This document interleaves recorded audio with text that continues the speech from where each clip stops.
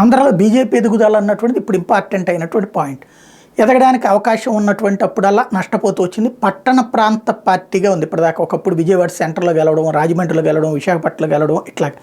అలా కాకుండా ఇప్పుడు ఫస్ట్ టైం ఇంటీరియర్ రూరల్ లేదా గిరిజన ప్రాంతాలు అరకు, పాడేరు సీట్ల మీదన పోటీ చేయడానికి క్యాండిడేట్లు మంచి క్యాండిడేట్లే. అరక్కుకి సంబంధించినంత వరకు మాజీ కొత్తపల్లి గీతోచరుడికి గతంలో ఎంపీగా చేశారు, గెలిచారు, సక్సెస్ అయ్యారు. అయితే ఆవిడ ప్రస్తుతం బీజేపీలోకి రావడం అంటే వాస్తవంగా బీజేపీకి కొత్త, కానీ ఆ ప్రాంతం కొత్త కాదు, మంచి క్యాండిడేట్ అరకు. అయితే వైసీపీని తట్టుకుని నిలబడగలరా లేదా అనేటువంటి చూడాలి. రెండవది వచ్చేటప్పటికి పాడేరు, వాస్తవంగా పాడేరు ఎంపీ కోసం కష్టపడ్డటువంటి వ్యక్తి అక్కడ రాజారావు అనుకుంటా ఆయన పేరు.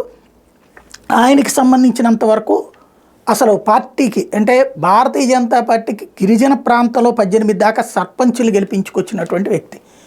ఆయన ఇప్పుడు ఎమ్మెల్యే క్యాండిడేట్ అయితే కనుక బాగానే ఉంటుంది. తెలుగుదేశానికి అక్కడ క్యాండిడేట్ కూడా లేరు. ఇంతకుముందు కూడా ఓటమి పాలైనటువంటిది 14లో 19లో కూడా.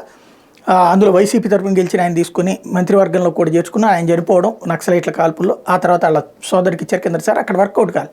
ఇప్పుడు బీజేపీకి ఇచ్చేసి తన ఇది ఒకటి బీజేపీకి ఇచ్చినట్టు ఉంటుంది, ఇటు పక్కన తనకు సంబంధించి ప్రాబ్లం లేకుండానే ఉంటుందని. అయితే భారతీయ జనతా పార్టీకి ఆ క్యాండిడేట్ మంచి క్యాండిడేటే, ఫస్ట్ నుంచి ఎన్జిఓగా స్వచ్ఛంద కార్యకలాపాలు నిర్వహిస్తూ వస్తున్నారు. కాబట్టి ఈ రెండిట్లో అయితే ఇక్కడ కనుక సక్సెస్ అయితే రాబోయేటువంటి రోజుల్లో మంచి లైఫ్ ఉంటుంది పార్టీకి.